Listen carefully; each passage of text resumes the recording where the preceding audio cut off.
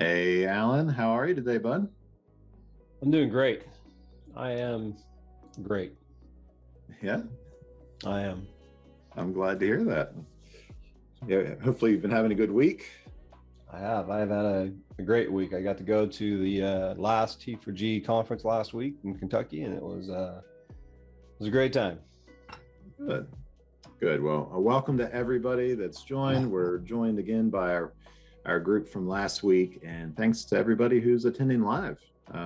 We appreciate it. So just a quick reminder, this is a casual conversation about the project from last week. We'll get into those details. But those of you in the audience, be prepared. We might pull you in as a panelist. We just promoted Arlen into panelist mode. And there is a Q&A piece here within Zoom. So anything you want to ask the group, panelists are going to be monitoring Q&A. We won't be monitoring chat as much. So there you go. Alan, kick us off. All right. Well, first, I'd like to just thank not just the panelists here, but really the people who have supported us, have been in contact with us, like really getting behind this idea of building out community that's built under humility and openness and serving. And so it has been great. But I want to thank Dee. Dee did a great job last week, really hosting the workshop, and Inductive and Josh, Mitchell, and the work that goes into preparing for that. We do not do a lot of planning. This is really meant to be kind of a, let's throw it all together. We believe in the technology. We believe it's going to work, and you guys are a testimony to that. So great job. And I really appreciate the effort that you guys put in, and the really the backing of our idea and all this. So we are grateful. Absolutely, we are. Speaking of backing, just want to put a huge thank you and a bit of an announcement out. We've had our first financial backer. So I want to thank Wynn and John Weber over at Software Toolbox and the entire Software Toolbox team. They've caught the vision. They said, hey, we want to help build and grow this community. We believe in what the community stands for. And they have said, hey, we will financially support this, and are our very first to do so. So we really look forward to growing alongside with Software Toolbox. Great group of men and women based out of more of that Charlotte, Matthews, North Carolina area, but have a global presence in what they do. And we'll talk more about Software Toolbox in upcoming episodes, but just a huge thank you. It's going to take those types of commitments for us to really move this forward. One of the things that Alan and I have committed to is every time we have a financial a backer, the very first thing we want to do is give off of that and be generous. And want to just introduce the community to an organization called Water for Good. Water for Good is based out of Central African Republic, which would be your, unfortunately, they vie for top 3 poorest countries in the world every year, and they usually fall right behind Haiti, landlocked Central Africa. But Water for Good has now drilled over 1,900 wells, or maintains that many wells, keeping 1 million African men, women, and children in clean drinking water. And they do it through a cool tech stack. So it's kind of our hope with IntegrateLive that we will, as a community, be able to rally behind this cause. And to give you a sense, the gift from Software Toolbox is going to provide clean drinking water for 400 men and women in Africa just this year. So anyway, you'll learn a whole lot more about Water for Good as well as Software Toolbox as we move forward. But every time somebody financially backs this community, we're giving first. And it's the ethos of what we really want to build on. So, all right, housekeeping squared away. Let's get into this. Dee, you're joining us, always hustling, always on the road. In fact, I think that's probably the story for half of the people on the call today. Dee, you're down in Little Rock right now? We are in Little Rock, Arkansas, and it is finally beautiful weather. Spring has sprung and the rain has kind of moved out. So it's beautiful, and just glad to be with this community today. And I hope you guys are, I see a lot of friends and connections out there. I hope you guys are appreciating the value of the community here, and it not just another, PowerPoint sales and things, but you're getting to see stuff under the hood, how it really works, how there's value that we're adding, to the community and the solution stacks that we're talking about. So just really appreciate all the folks involved in this, and great to be with you today. Yeah, thanks, Dee. Hey, I want to get your feedback a little bit from last week. What was just one thing that really stood out to you that you saw last week in the virtual workshop? What made an impact to you? Well, I hope everybody appreciated that was not a canned presentation. It was a real hands-on live demo, and those are always can be a little nerve-wracking because you wonder what in the world could go wrong. And you probably saw a little bit of that. It was like, hey, you need to check that box here. Oh, you need to remember to, here's the pull down to set that TLS certificate on or off, whatever the thing was. Enough to see that it's real and it works, but we still finished in our time frame. So I think that just is a testament to the kinds of solution stacks that we're going to be offering, or I say offering, but showing off to people a little more under the hood, a little more in depth, but that they really do work. And then the power of seeing that adapted across a variety of market sectors, to me, is very powerful. So it was fun to show that off, but also then to see some of the conversations that ensued afterward, I think were really good. That was fun. Thanks, man. And Josh, welcome. Thank you.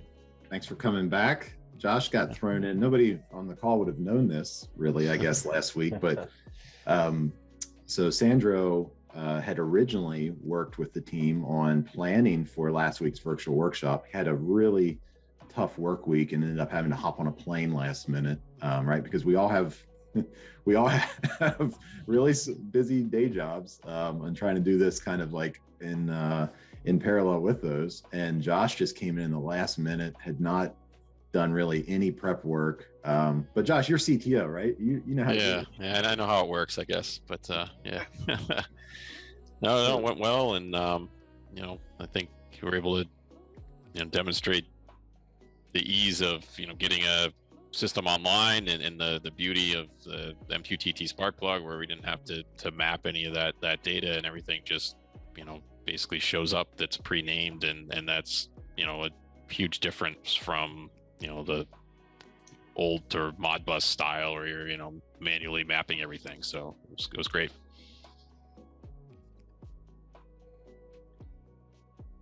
Alan, you want to walk us through some more? Last week, Josh, I know that you became famous after Wednesday, but I mean, how did you handle that?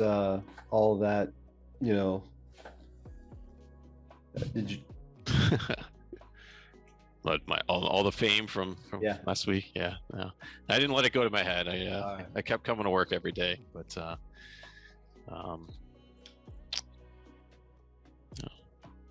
but like I said, it's great to be a part of more of these type of webinars, and kind of work with you all and show the interoperability of the various systems that we're all promoting.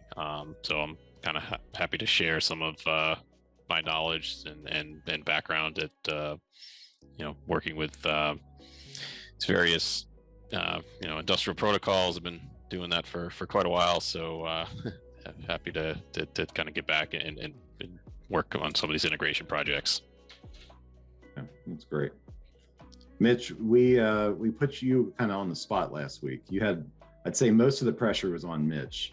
He was driving everything, and then I come in out of nowhere and like, hey Mitch, can you change this? And then Travis gave you some suggestions. Like I felt for you last week. You came back again this week. I'm just glad it all worked. We were able to get it all working, and demo went pretty smooth, I feel like, so I'm happy.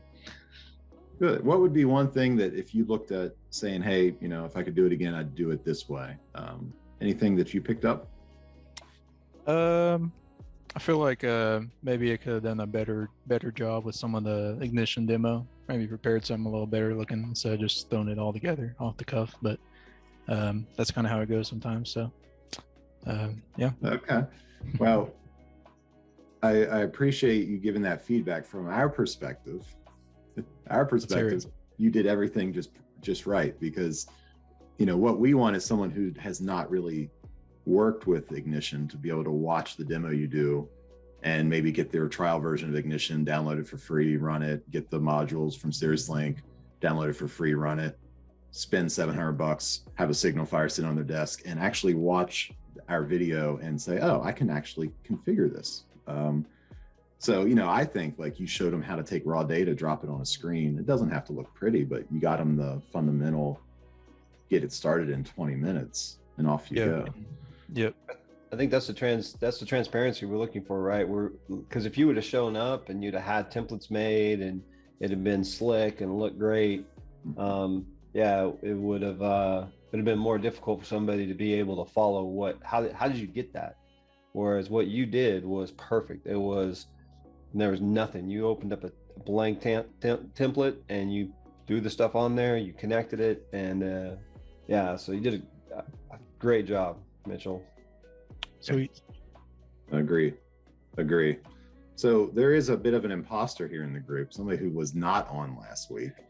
Well, shouldn't say that. Somebody who wasn't on the panel, putting it all on the line, risking their professional reputation. But we are blessed. Travis was here last week, and in kind of, I guess, like the story of the Kev Travis team, right? It's that co-director role. We're lucky we get Kevin this week. We had Travis last week.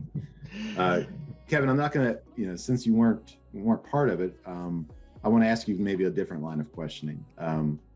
Webinars tomorrow. I've been getting emails about a really cool Ignition webinar series that's going on. What's going on tomorrow in the IA world? Sure. So yeah, I'm happy to be here and channel my inner Travis for this morning, right? Yeah, we're both, as you mentioned, we're both the co-directors of sales engineering at Inductive Automation. And so we both have really busy schedules, and we often jump in and do things, one person does one meeting, one person does another. Yeah, so the webinar series that we have going, so we have one big company webinar per month. That's a cadence that we go for. And the topic tomorrow, that's tomorrow morning happening, is around HMIs.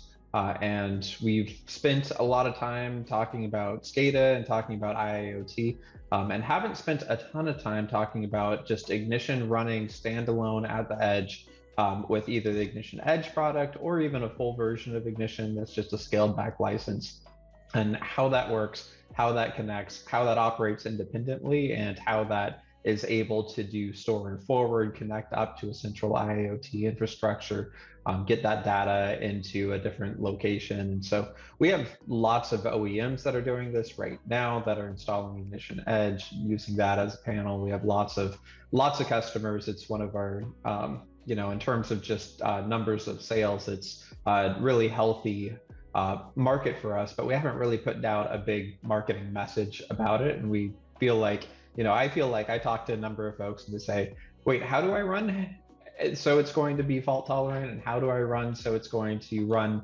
independently? And if my network goes down, how do I keep things up and running? There's a very clear, obvious to me answer to that, but it's not obvious to the community because I think we haven't put that message out there in a really significant way. So that's what the meeting tomorrow is about. We'll also be talking about the onboard partners, which are folks who basically pre-install Ignition, pre-license Ignition. So you can purchase a panel, and it is going to be an Ignition HMI. It's got the software, it's got the hardware, it's all in one. You take it, you just install it. And we've got some vendors who are inside that onboard program. So we'll be talking about that a little bit. And then also a little bit about supply chain woes that everybody's having right now, and some of the ways that some of our integrators and end users are addressing those things. Okay. How about in our LinkedIn community, which, shameless plug, if you're watching this and you have not joined the IntegrateLive LinkedIn group, please do so. It's where we're taking all of our recordings and posting. It's where we're trying to build the community and build the discussion. But we had a question come in from Keith Leidig about, hey, is there any way to take a factory talk view HMI? So consider, I'm guessing maybe a company that's invested heavily and has a bunch of FT views laying around or on their lines. Have you had, Kevin, anybody successfully convert that hardware into Ignition HMI? Yes, absolutely. So, a lot of folks who are doing that software, the factory talk view software, it might be ME, which is loaded onto a panel view, and that's actually probably the most common thing that folks, if they're moving to Ignition HMIs, that they're moving away, especially in North America, from panel views.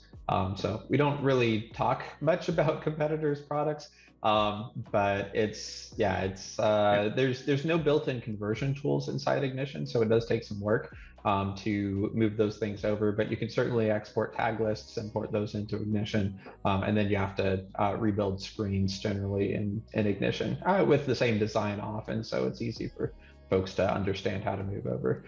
But it does take a little bit of work, but normally the overall price, hardware plus software, if you're going with one of the onboard folks, or you're going with just a panel PC and you're installing Ignition Edge yourself, it normally comes out significantly cheaper, especially as you go to the bigger screen sizes, 15, 17, 19, 21.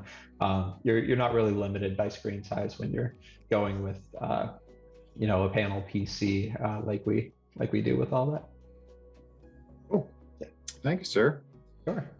Well, Arlen, I know you were moving last week or so. We talked about that last week. Have you moved into a hotel? Is that No, actually, I am at the Intellect show, and I'm the one that has Travis this week. Yeah. Travis, are you Arlen stolen? Yep. He's tied up over in the corner. So was today kickoff for Intellect? Yeah.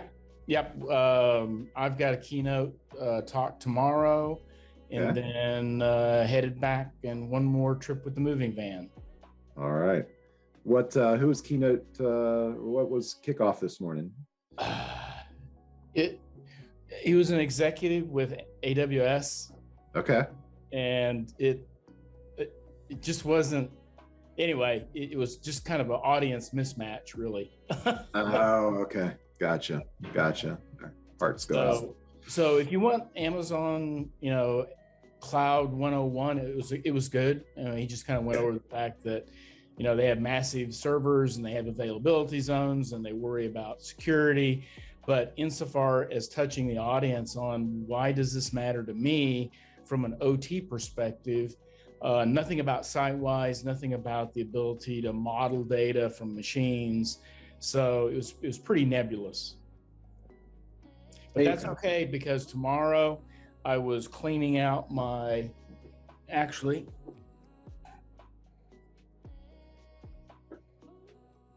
The suspense. What's he pulling over? It might still be Travis. No. So I was cleaning out my office in the move, and I realized that sometimes old technology is the best security. So I found a tube of EEPROMs from a 1991 RTU that are ready to plug in and upgrade my RTU to the latest security model. From 1991. Yep. Hey, so one of my most favorite things when we, Arlen and I and Vincent Hoagland, we would meet once a week, is watching your background. Are you going to transplant that entire background to your new office? Yeah. Are you going to, have you taken pictures, and are you going to put everything exactly how you had it? Even the little trap door. The trap door was always my favorite, because I always wondered where you went when you go through that little tiny door. That was my granddaughter's playroom. Okay. Yeah. And my IT equipment. Well, let's talk about the workshop. We're not going to spend a ton of time on it because it was successful, but Josh, I really want to give you an opportunity to talk about the SignalFire. I feel like it was a very powerful piece of equipment. It was very effective in being able to connect to a piece of equipment and really be able to put that thing anywhere. And so how much IO is associated specifically with the Ranger? We know we gave the cost of the Ranger. I think it was $700. Yes. There's $750 for the base unit. Yep. Mm-hmm. yeah, just take a moment to like tell us really the magic around that device. Sure. So it's it's designed to be, self-contained, battery powered. We do have some DC and solar options for certain applications, but we wanted it for kind of, these isolated remote assets that may be otherwise too difficult or too expensive to monitor.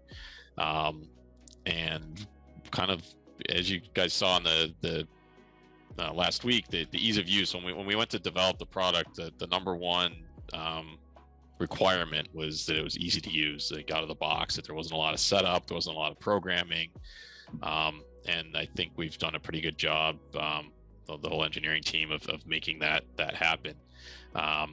And in terms of the I/O, the base Ranger has one analog input that can do 1 to 5 volt or 4 to 20 milliamp, and we will provide power to that attached sensor from our battery packs. We'll boost that voltage up to selectable 13 or 18 volts to power an attached analog transmitter. It also has 2 discrete inputs that can do open and close alarming. It can also do frequency inputs or flow input, so you can configure it for a flow. We can do a K factor, convert unit conversions to different flow units, and you can kind of a daily, yesterday, today's total calculations. And then there's one relay output that's a latching relay that can be controlled remotely. And one of the things that's a little bit different with the LTM technology that we've implemented it is using this low power feature. We maintain a two-way connection full time, so you can change settings and or toggle outputs remotely with only about 10 seconds latency, so you can send outbound to the Ranger. And then in addition, we have options for expansion cards, so we can support Modbus, HART, and SDI 12, as well as one that has additional 2 channels of analog and 1 digital channel, so you'd have three analogs and 3 digitals. So you can kind of install 1 option card per Ranger. And then we've, using the MQTT Sparkplug protocol, we've defined it to be sort of an open platform, right, where you can configure it to connect to your own broker, your own server, or we have a turnkey solution where we can provide our cloud solution that's based on Ignition, and pull data in that way for customers that don't have the infrastructure, don't want to invest in setting up their own systems if they have a small number of units, that sort of thing. I will have to jump in here and say that Josh and his team were one of the first OEMs to implement Sparkplug in their devices, which was the vision that I always had from day one, and they did a fantastic job in doing it. I think they've shown the market the power of having an open standard that's secure, that's easy to configure, that really leverages all of the aspects of why we did Sparkplug in the first place. Yeah, thank you. I want to echo that, Arlen, that Josh and your team have done a great job on that. I think we saw our first SignalFire Ranger just a little over 2 years ago now. I think Arlen pulled it out in a meeting that we were in. So we've been using that system for a long time, and the SignalFire team has done a great job of building a great product and a really cost-effective one. But I know when we've had questions or, features, can it do this, or could you add that feature in a firmware upgrade? I think that's the power of the teamwork in all of this. And so it's a great system, Josh. Thanks for that. Thanks, D. And I'll get a hold of Sandro for the commission on that, D. Yeah, there you go. Just wondering. Yeah, Arlen, I think the first time I ever saw SignalFire, you endorsed it at an ICC event. I think I heard you talking about Ranger specifically. Actually, it was either at ICC or it was at a oil and gas in Houston. Well, no, the ironic part of the whole story is that I was at the last well-site automation before COVID hit. Yes. And I think it was Todd Ensinger came over from Chevron. He said, "Hey, did you see that sensor over there? They say that it talks Sparkplug." I'd never heard of them. So I walk over, Sandro's on the booth, and I go, it's pretty cool. So Sandro demoed it to me, and I said, well, I've got ignition and distributor set up. Do you want to see if we can configure your Ranger to connect to my infrastructure, and we'll just show it. So we start setting it up, and then Todd and I think Alan was there that year. I don't know, Alan, were you there? But we had about 14, 15 people lined up behind us as we literally on the show floor at Wellside Automation took the Ranger and repointed it at another broker and MQTT engine, and boom, all the tags showed up. The original IntegrateLive virtual workshop in person. Absolutely. Yeah.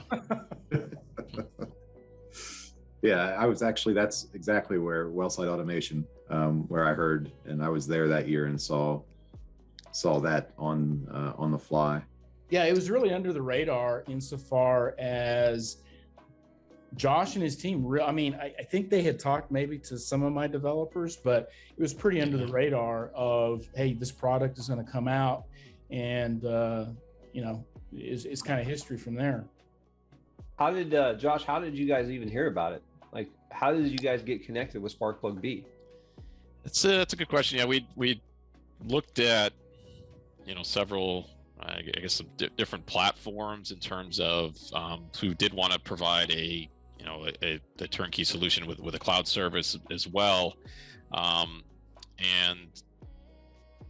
kind of liked what we saw with the Ignition platform, and then that kind of, I think from there we learned about the Cirrus Link modules that are tied into Ignition, started looking into the Sparkplug protocols. We had, looked at just MQTT generic with the JSON formatting, and weren't crazy about it because there's a lot of limitations and no kind of standard as how data is structured, and kind of saw that the power of that platform and kind of went with it. And I think we made a good choice that it's in the last 2 to 3 years it's gained a lot of traction. A lot of other software platforms are starting to support it as well, so it's definitely growing, and it's been working out really well for us.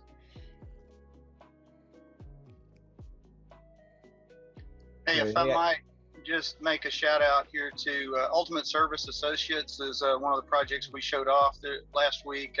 Some of their guys are on the call as well, so thanks for that. But I hope you guys can see the power of having not just assets that are not easy to get to and adding them to your system, but they're doing it across the United States, maybe across North America.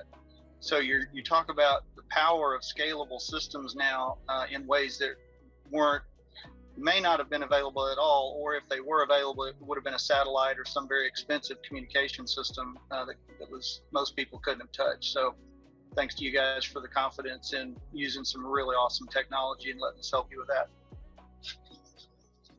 Well, Dee, I got a question for you. Yeah.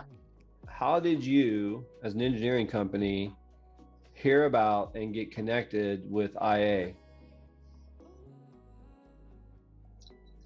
That's a great, I got a story for that question. It's a great question. It was a little over 10 years ago. We had a customer looking at distributed generation. It was an electric utility company looking at distributed generation systems and how do we communicate with those? How are we going to build infrastructure to be able to do all of that and do load side demand management and interface with the customer's equipment.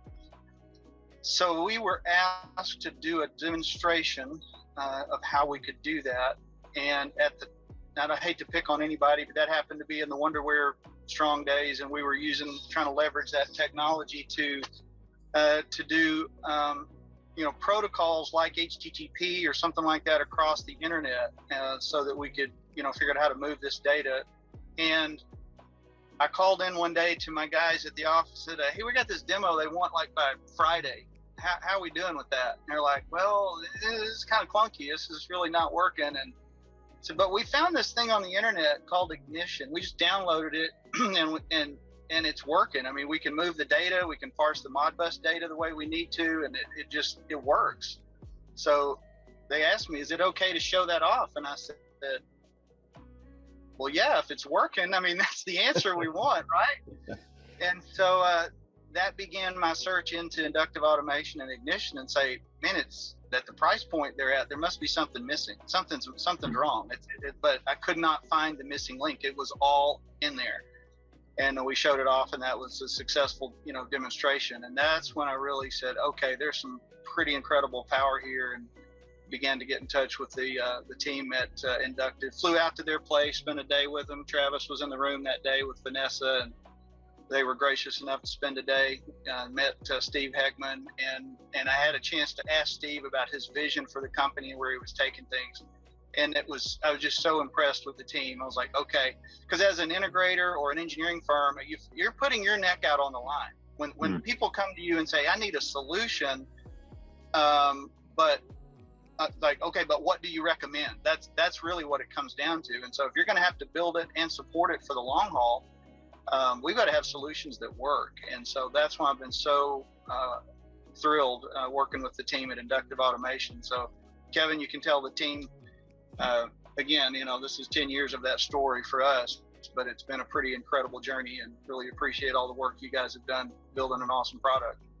Well, we appreciate the sentiment and the feedback. Certainly, we do a lot to try to make sure that we delight customers. When we started off, it's almost 20 years ago now as a company. We were so customer focused, and every little thing that a customer wanted, of course, we're going to jump in and bend over backwards because we had 2 customers, and so.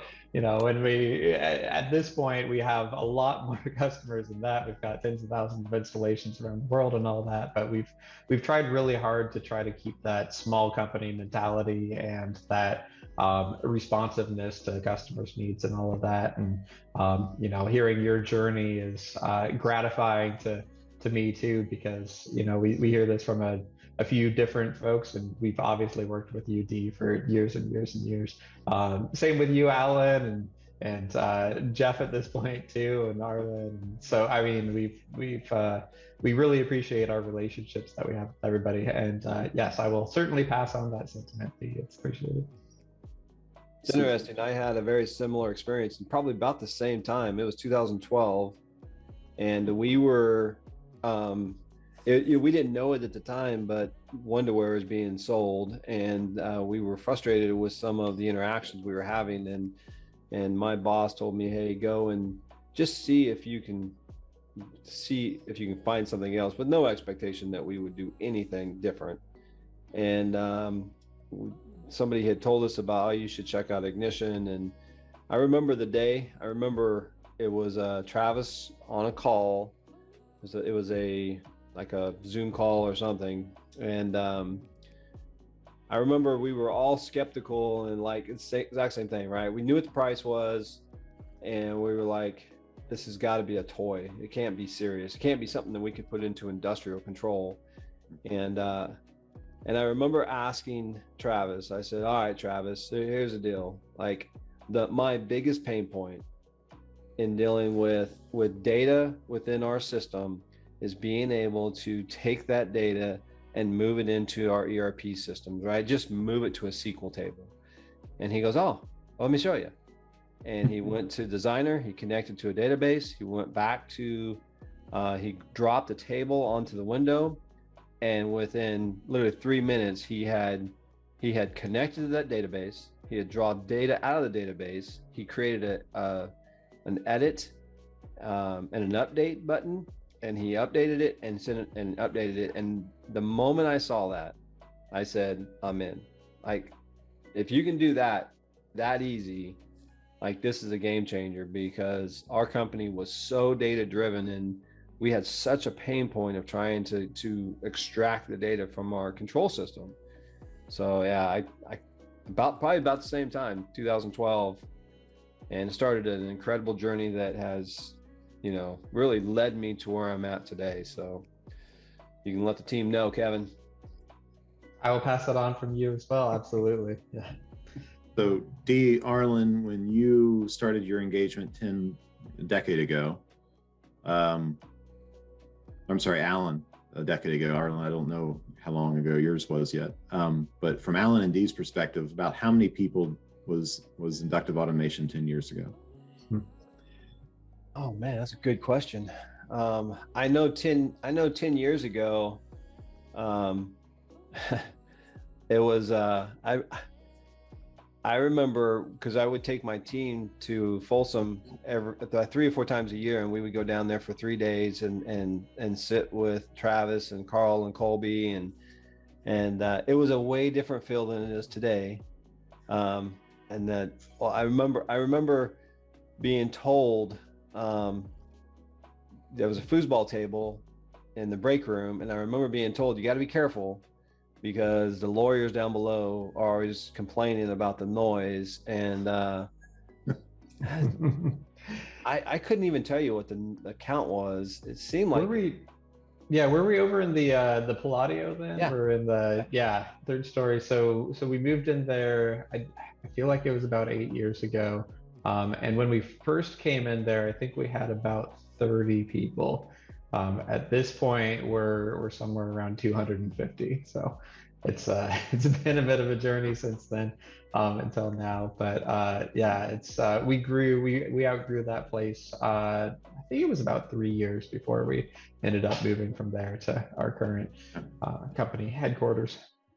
So Dee, has the vision that Steve laid out 10 years ago and the ethos of the company, has it, go from 30 to 230 over a decade? How's it from the integrator side of it? How's the journey been? Have they maintained?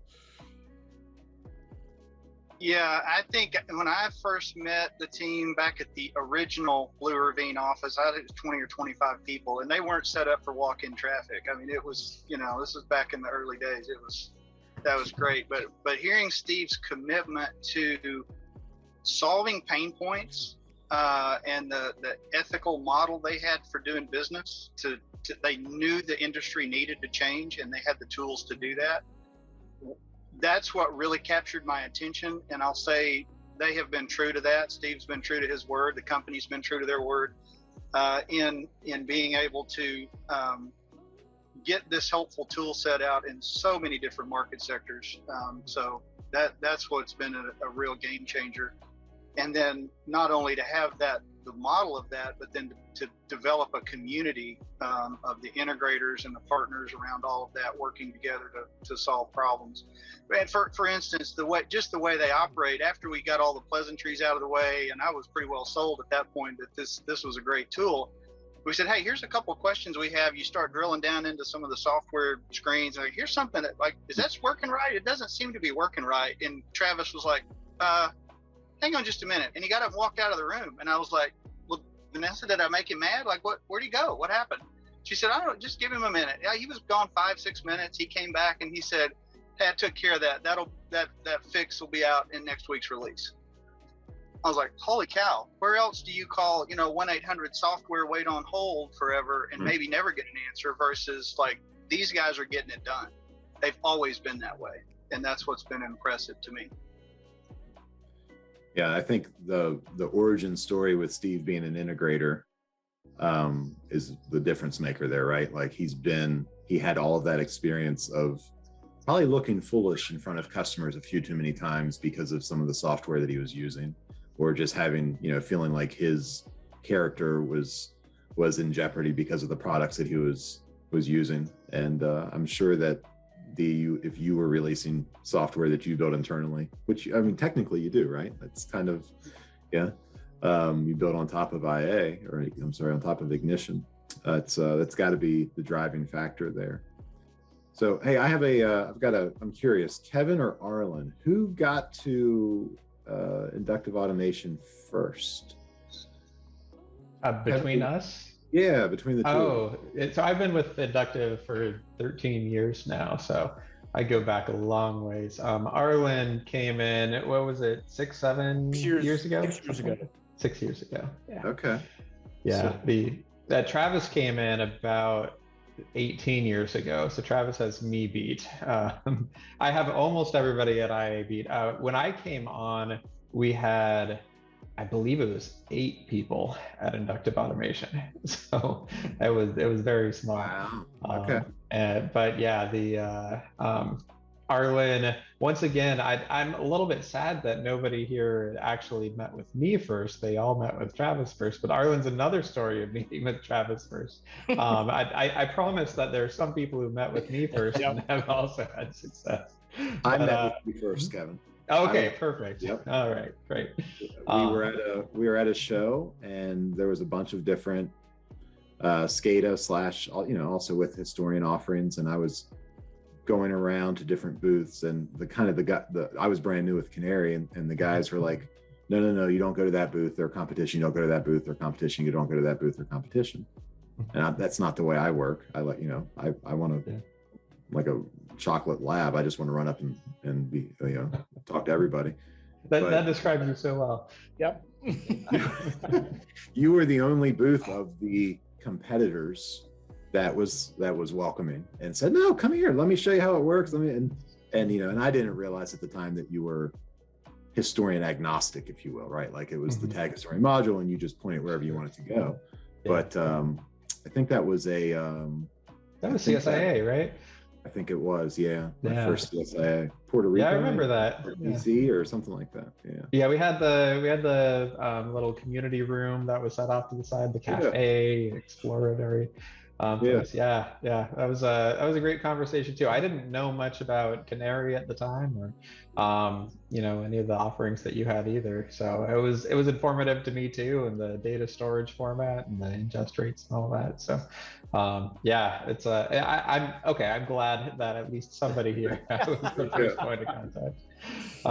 And Arlen, you did meet with Travis initially, right? I know that I met you very shortly thereafter. Mm-hmm. Yes, I did. Kevin, what brought you to Inductive? Well, so Chris, this is our so March 12th is the 10th anniversary of Cirrus Link. Wow. So Chris and I quit Eurotech, and we started a company. It was going to be MQTT centric, but we didn't know how. We wrote on the back, so we still had a contract. So I was training oil and gas. I was doing oil and gas workshops for IBM. So IBM were paying us big bucks. I would fly around and talk about WebSphere and how great message-oriented middleware was. And if I was really lucky, I could sell a $600,000 broker to a customer.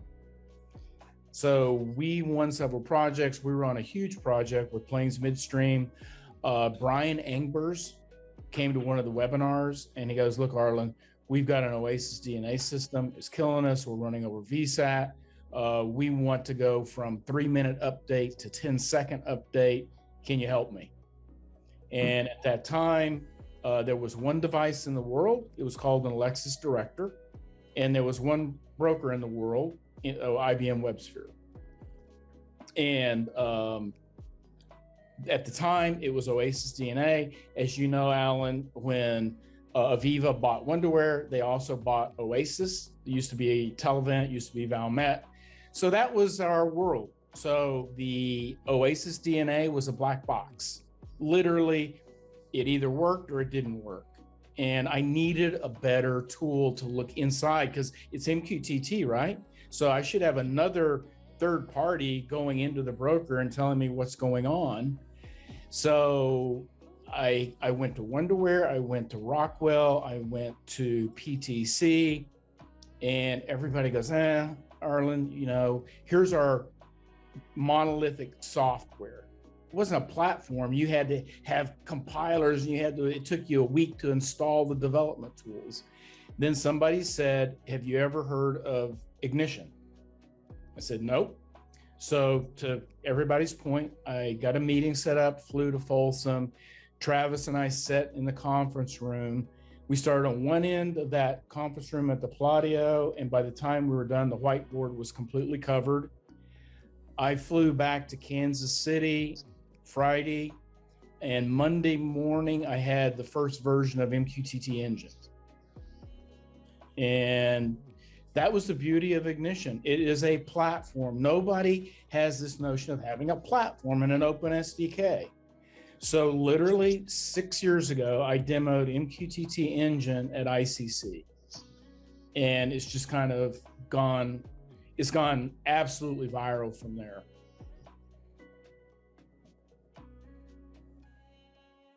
That is, I can say that I remember when the light bulb came on for me, and it was at ICC, and I was having a conversation with you. I think it was just in the breezeway, and I had seen it, I understood it, but the moment that we started talking about decoupling, that's when the light bulb came on for me, and it became something that was like, I'm fully convinced that this is not only going to be impactful to the industry, but this is going to get us from where we're at today to the place where we all want to go, right? Where we can easily move data from the edge securely to anywhere we need to, or even better yet, I can take a device like the Opto Epic and stick it anywhere in the world, connect it to a LTE radio or a SignalFire or whatever those devices are, and now I can literally put that thing wherever I want it and securely get that data to a broker. And now I can have Ignition, Canary, I can have a company like Aperio, SiteWise, start to extract that data, and I'm not coupled to anything. So, well, Alan, it's the, I've been doing this for 44 years now, right? We've got this mentality built into the industrial controls. Even really smart people, it's like they could know all about the internet and TCP/IP, but you throw them in front of a PLC and they go, "Oh, I must poll," and it's like, no. And so again, I've done the analogy before, but MQTT and Sparkplug are the tools. They're open, and they will let us scale like the Internet of People did. So the Internet of People took HTTP. Remember, there weren't web browsers in the beginning. There were HTTP and little bulletin boards, and everybody had their own way of using HTTP. And then HTML came along, and they said, well, HTTP is great, but here's what should be inside of it. And then web browsers took off, and the Internet of People exploded. Yeah. And that was because they were free to innovate. And my vision for this is companies like SignalFire all over the world. It's like, come on, guys, in today's world, why do I have to poll equipment? The equipment should come on and publish a message and tell me all about itself. Yeah, Arlen and I have been emailing back and forth the last couple of days just about this concept of how you take proprietary technology but wrap it in an open standard protocol so that it just becomes simple plug and play. You look at what Ignition's done, you look at what SignalFire's done. I look at how Canary has positioned itself to MQTT subscribe and publish. I think that's really the leading advantage right now when software, hardware companies say, yes, we've got our own proprietary thing. There's many use cases for why proprietary matters, right? But wrapping it in open, wrapping it in a standard open protocol so that it just works anywhere you want to plug it in.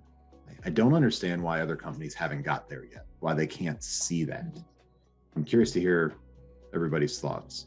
Well, one of the reasons, Jeff, is that they've got a lot of money invested in whatever protocols they've got, whether that's political or whatever. But that move from OPC-UA to a more open standard is a hard move for an entrenched company.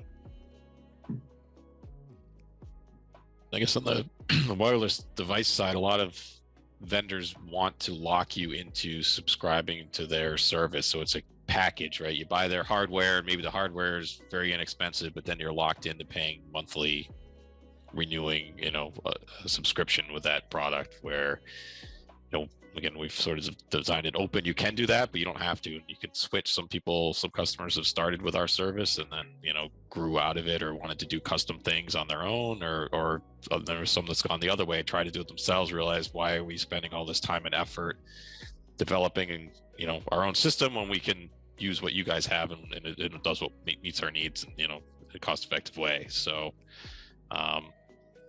yeah, that's, one of the differentiators. And I think that's, people other companies don't want to lose that, locking you in. But then a lot of customers don't like that model either, and I think they're starting to see that there's other options where they're not tied in with the hardware. Absolutely. I mean, we did when we were doing Plains Midstream. One of the hard things about Plains Midstream is they grew by acquisition. So they would buy this little pipeline from Chevron and this one from BP. So that migration from pure pole response to pure MQTT was 3 years, and it was about $2-3 million ish. But more than half of that was just spent on due diligence, trying to find the software and then going to the vendors and trying to buy the tools so they could get into the equipment that they already owned, but nobody would tell them how it worked, to go get the registers mapped so they could actually see what data they had in the field. And that's the kind of the silly world that we live in right now, is that customers own this equipment, but nobody will tell them how it works. Yeah, agreed. Well, let's let's change. Let's move on a little bit here, guys. We've got another 30 minutes. D, I think, are we going to lose you at the top of the hour, D? You might be yeah, and you're going to have to. You're going to lose me at the top of the hour as well. Okay. Let's talk about upcoming event. ARC forum. Normally it's in February, right? COVID casualty. I think they wisely postponed it, pushed it to June. I'm looking forward to it. Orlando, June, maybe not as much the weather, but that's okay. It's a beautiful facility, good air conditioning. But as we look forward to ARC, we've got a lot going on that week at ARC, right? But there's also a lot of history, specifically hearing even in the room about ARC. Arlen, it's where you and I met. Yep. Right? That's right. Arlen, it's where you and I met as well. Yeah, it's where it was the press conference at ARC 6 years ago where I first announced this MQTT engine. There was no spark plug. There was just a proprietary binary payload, but that ARC was the venue. Yep. And they've done something unprecedented this year for ARC. So attention, all end users. We've got some really exciting news that maybe you haven't heard about. And if I understand correctly, if you're an end user and you want to go to ARC Forum this year, free to get there, free to be there, no charge. You're getting Monday, Tuesday, Wednesday, Thursday, 4 days of tons of content, lots of speakers, and a whole lot going on, especially in the networking world. Free. I'm still trying to make sure that that's accurate because it doesn't feel. Yeah, if you're in Florida, you absolutely, if you can, even if you can only come for a few days, or if nothing else, I mean, be a part of the.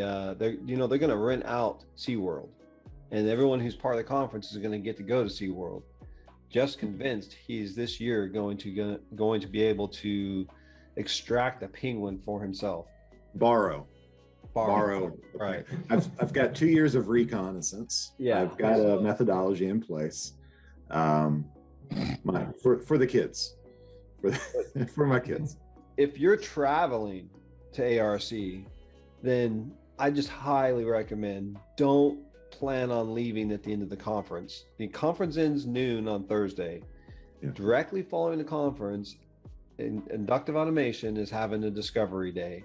So from noon to 5, they're going to have an opportunity. I don't know. I know you guys are still working out all the details of that, but then at 5, when that ends, there's going to be a time of, we're going to all get together, kind of have a social time.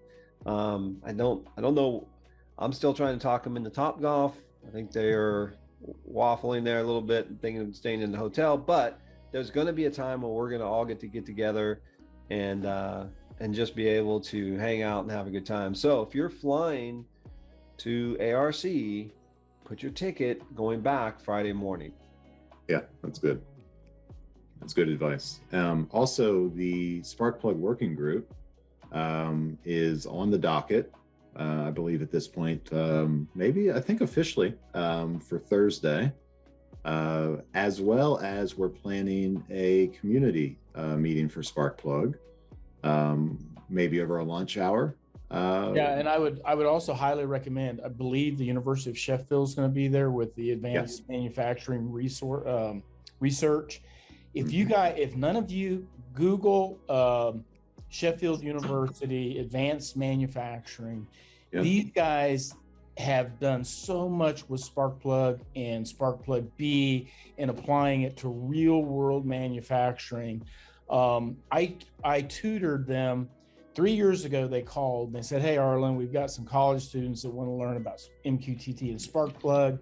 I did 3 training sessions with them, and 3 years later, this Factory Plus framework has come out, and it's incredible. Anybody that could make to that presentation, I think it would be well worth it. Yeah, I just dropped the link actually to Factory Plus framework in the chat, and it's funny you say that. I was posting about it this morning on LinkedIn because they've just updated Factory Plus for the newest version. I was blessed. I was at AMRC 2 weeks ago, got to tour their facilities, got to meet Alex and Arter and John, and was blown away. I've seen a lot of cool projects. Deloitte's getting ready to open their smart factory. We're part of Penn State's New Kensington Digital Foundry that's coming up. There's lots of really cool things going on. I didn't realize this. AMRC is about 10 years earlier than all the stuff that's currently going on. Like, they've been at this for a decade. 700 people on staff involved with the AMRC project. With real manufacturing going on. Real manufacturing, right. So let's take a couple of minutes and their job, so their goal, it's a bit deceiving because the long title is University of Sheffield AMRC. And so you kind of think it's a university project. It's a university association, but what AMRC is doing is they are bridging the gap between academia and full-on production. And so they are taking technology that has been maybe discussed or tested in the academia side, but it's not hardened. And they are preparing that technology so that it can go into an actual process and start being used. So they are really the bridge to get things ready for production. And they have got 8, 9, 10 just huge facilities. I saw the world's largest robot. I saw stuff I've never seen before, and it's all being powered internally. I shouldn't say all, but it's being run internally using Sparkplug as their protocol, or their spec for the MQTT protocol. Let's say it right. So they're going to be there, and we're going to have just a lot of fun at ARC this year. So if you're on the fence, if you're not even thinking, if it's not even on your radar yet, I suggest that you really do try to be there, because I personally have been blessed by that conference. It's how I met Jason Hamlin for the very first time. The next year, Jason introduced me to Alan. That day, I met Arlen. Arlen and Alan and I started planning immediately on how Canary could adopt Sparkplug. 30 days later, we had Sparkplug done. We were in Bakersfield meeting with Alan and his team. And 30 days after that, we were working on a 1.7 million tag system on how to convert it and bring in new technology. It was that was because of ARC and the people that we met. Yeah, and that 1.7 tags has grown tremendously, and the entire air energy infrastructure for their historian all is Sparkplug B. One other quick plug for ARC here. One, you'd get to meet a number of us there, so please come by to our booths or talk to us. Secondly, so in addition to that Discovery Day, we also have a breakfast that you'll certainly, if you're going, you'll want to sign up for that. I think that we've got limited seats there, but it might be 50 or something like that. So sign up early. That is going to be, I believe, donuts and digital transformation. So yeah, it'll be a lot more than 50, Kevin. Yeah, yeah. I think last year or the last time we did it, we were pushing 80. Oh, right. Yeah, we were. Yep. Yeah, and we'll have to plan accordingly.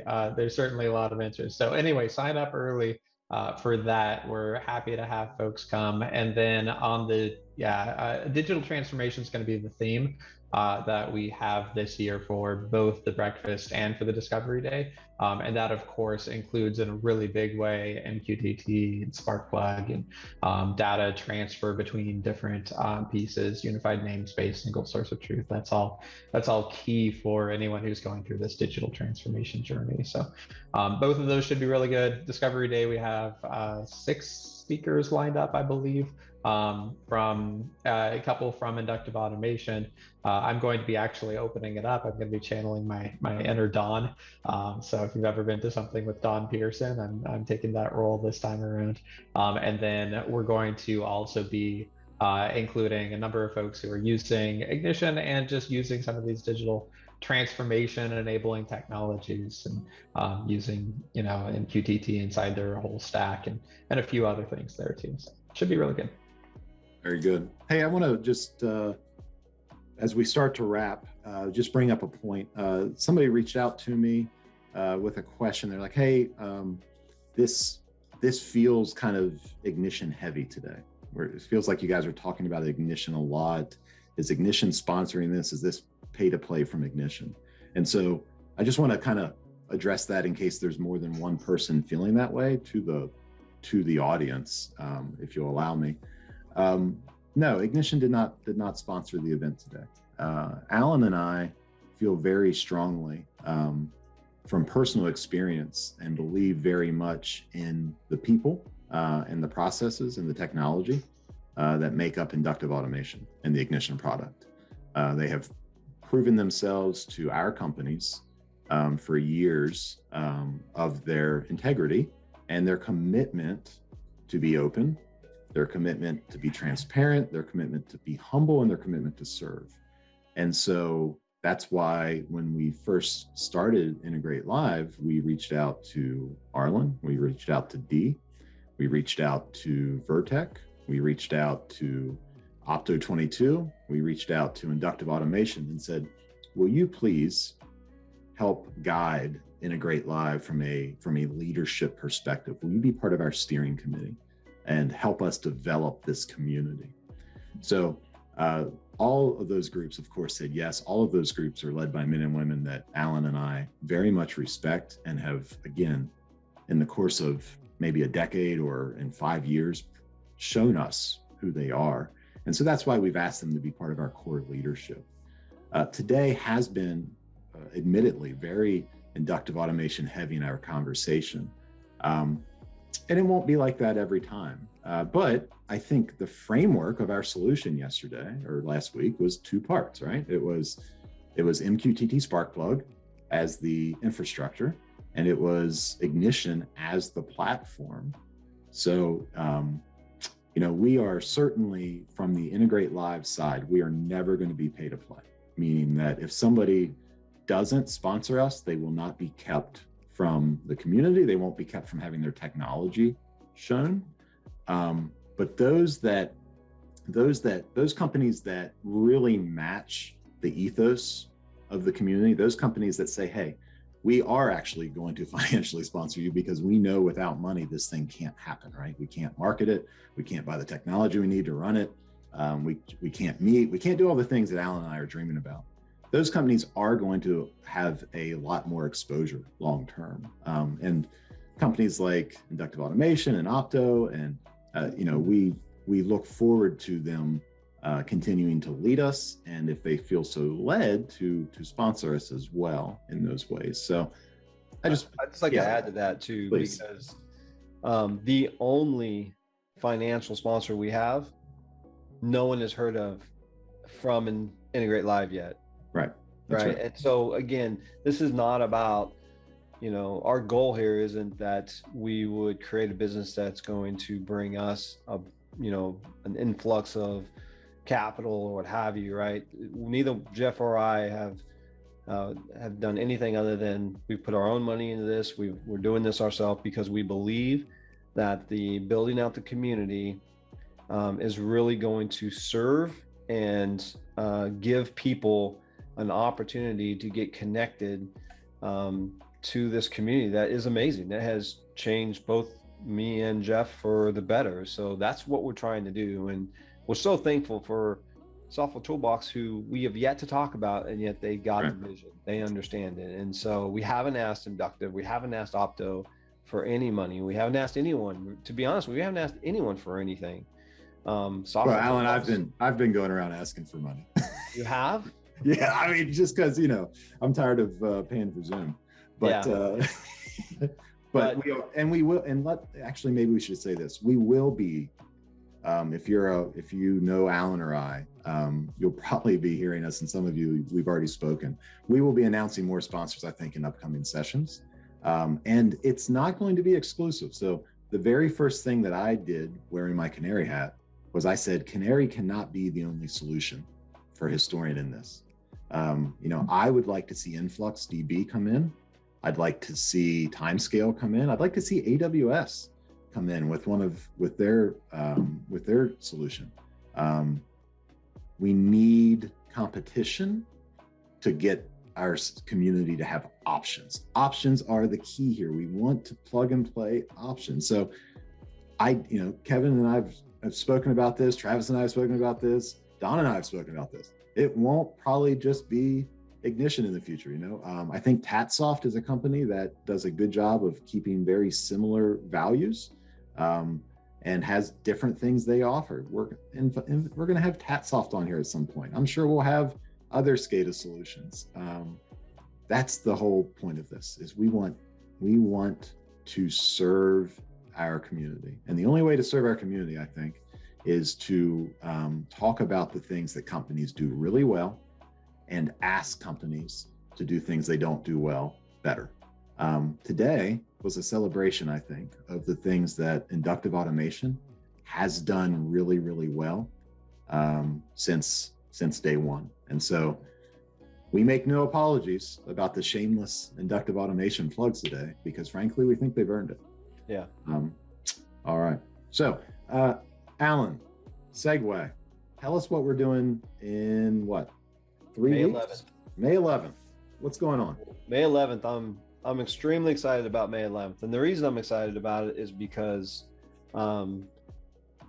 probably 6 years ago, maybe 5 years ago, I had a vision. And the vision that I had was, we have, when I was working for Air Energy, we had thousands of PLCs. They were legacy PLCs. And the question of cybersecurity, how do you protect a legacy PLC? And so I had this vision of being able to work with a vendor to create a utility, a security utility that was industrial control hardware. It wasn't an IT piece of hardware like a Cisco router or something like that, something that was ruggedized for the OT space, but you could put inside of a PLC cabinet to protect that legacy equipment. Because how do you, as a company, face changing out, let's say a Slick 505, right?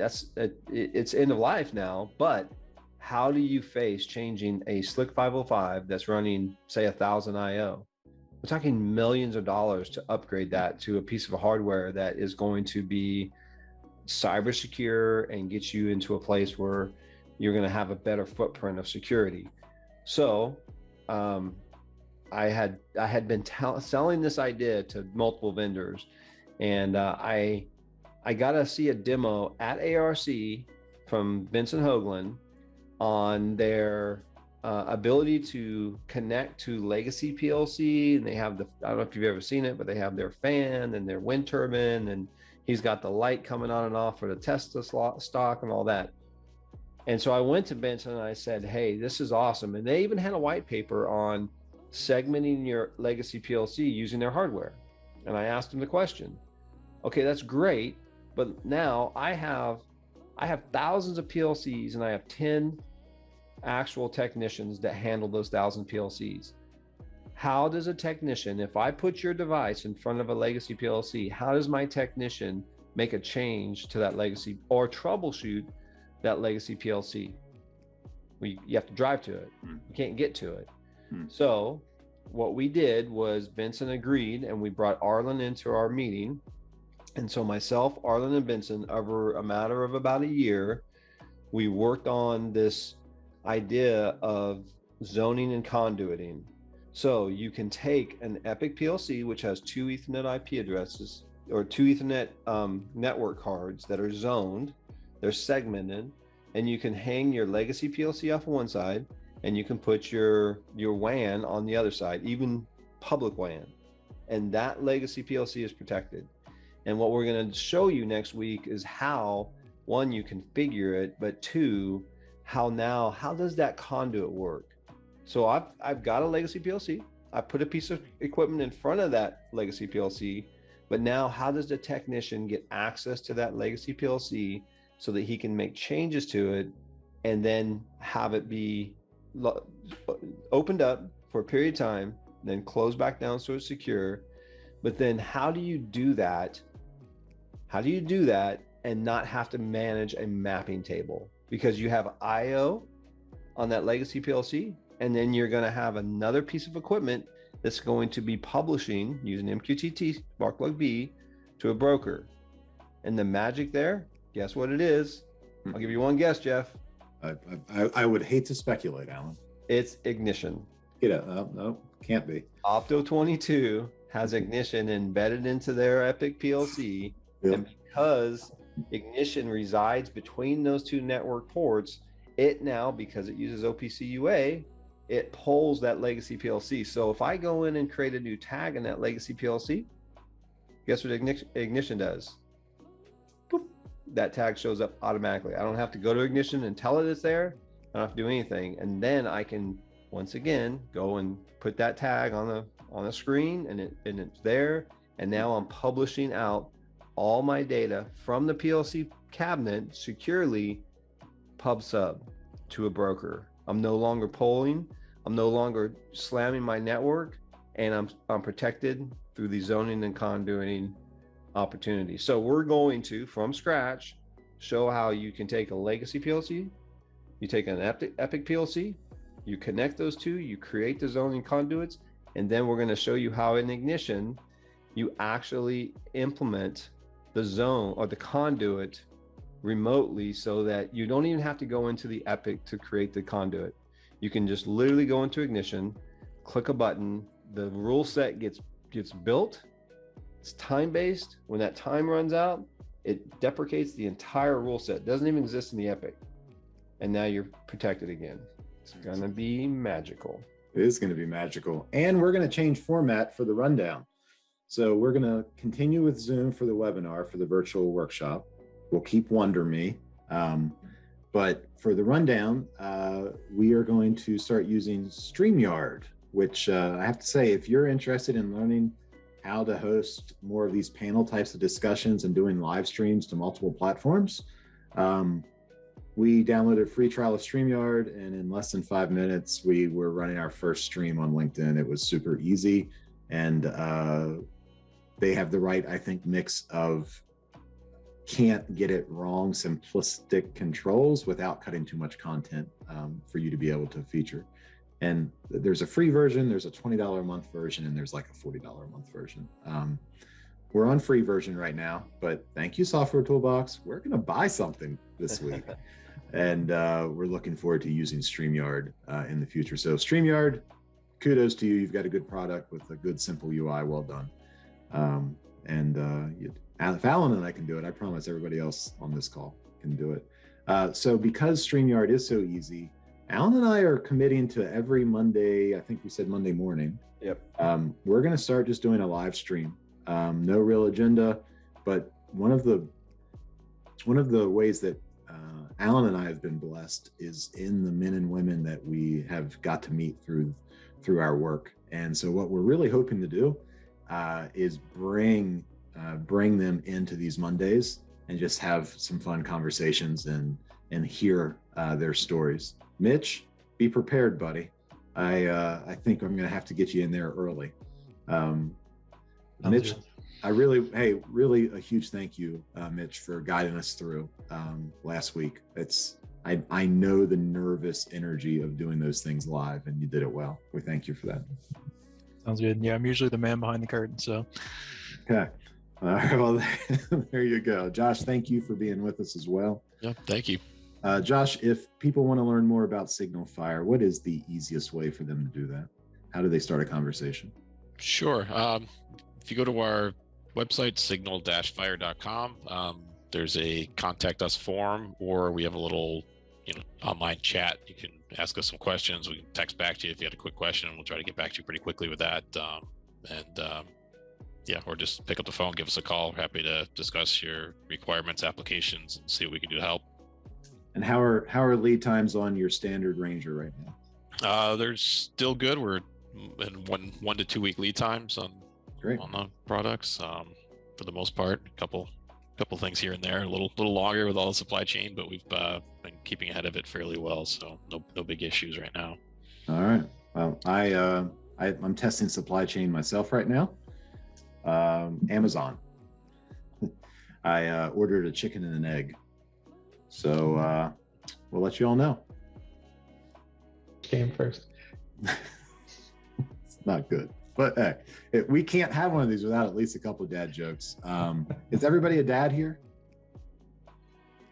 Yep. Mitch? No. Okay, well, so technically then Kevin and Alan and Josh and I can tell dad jokes. Mitch, I don't know like legal wise if you can tell a dad joke, but it's probably not a huge deal if you do. It would just be a bit of a faux pas. Faux pas, get it? Faux pas. Kevin's Hey, shaking.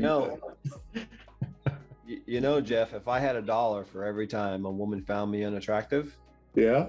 I'd eventually be attractive.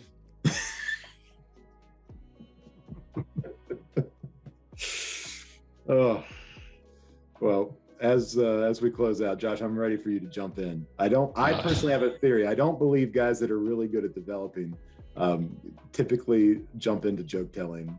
Yeah, right. I don't have one queued up. Sorry. That's okay. Well, hey, let's close out. Thank you all for being here. I do have to run. I've got a meeting with my ophthalmologist. I found out I'm colorblind, and to be honest, I'm having a hard time. It came completely out of the purple. Thank you. Just keeping it going here. Yeah. You all have a great week. We appreciate you with everybody, part of the community. Thanks for giving us your time. Thanks for giving us your trust. And we look forward to stewarding that.